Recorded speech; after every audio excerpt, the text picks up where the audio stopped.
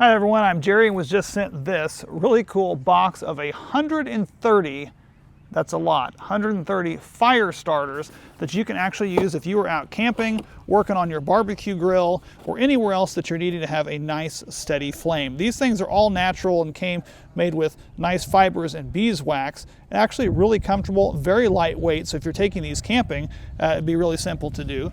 I'm gonna go ahead and put one out here. We're gonna show you how this is gonna light here because I've got to just kind of speed it up using this little torch. But we're simply gonna light that on fire. And that's all it takes, guys. Now that it's lit, this thing will actually continue to burn for up to 12 minutes. It's actually gonna burn the hottest for the first 6 minutes as this thing gets going, but it's gonna continue to burn for 12 minutes on that, which that's gonna give you the chance to go ahead and light campfires, light charcoal grills, anything that you're wanting to light.